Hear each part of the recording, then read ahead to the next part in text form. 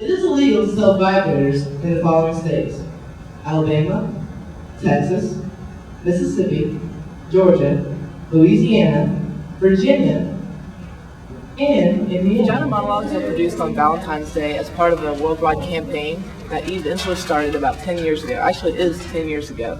So, in this country alone, 1,500 campuses are producing this event on this day to raise money and to raise awareness about violence against women and girls. So there were vagina interviews, which then became Vagina Monologues. Over 200 women were interviewed. Older women, younger women, married women. At first, women were reluctant to talk.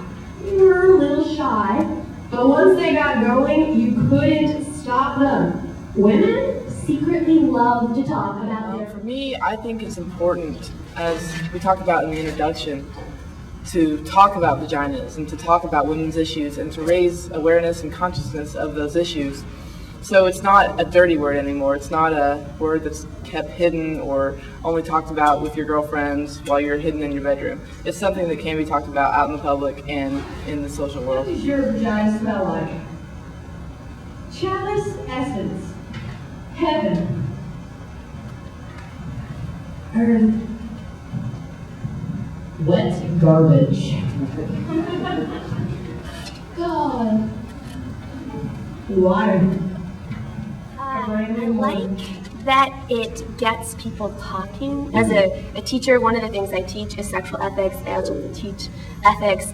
And one of the things that I find, especially with some of my female students, is they're just kind of unable to talk about the moral problems they've got, the ways in which they feel they've been used or abused by others. Each year, about 200,000 women are raped, which is another kind of war. And so this is a way for us to not only do a benefit, do a fundraiser that directly helps a nonprofit, but even just the conversations with the cast members, the conversations on campus. Like, if we grow up in a culture where we're taught that fat thighs are beautiful, we don't how we have milkshakes and Krispy Kremes, lying on our backs, spending our days fighting. Cut their clitoris or remove it altogether. In a man, it would range from amputation of most of the penis to the removal of all of the penis. You cannot love vagina unless you love hair. Many people do not love hair. My first and only husband hated hair. Get people talking about their sexuality and taking moral responsibility for themselves in their sex lives. That's an important thing too. Dr. Maggie Felton and the Gender Studies program was doing the Clothesline Project this year. And so whenever they heard that we were doing the Vagina Monologues on the same day, we thought it would be a great tie-in to incorporate both events to raise awareness about violence against women and girls. And if you've been a victim of sexual assault, the more forums out there for people to be able to tell their stories, the more likely you're going to be able to share that and get past it as much as possible.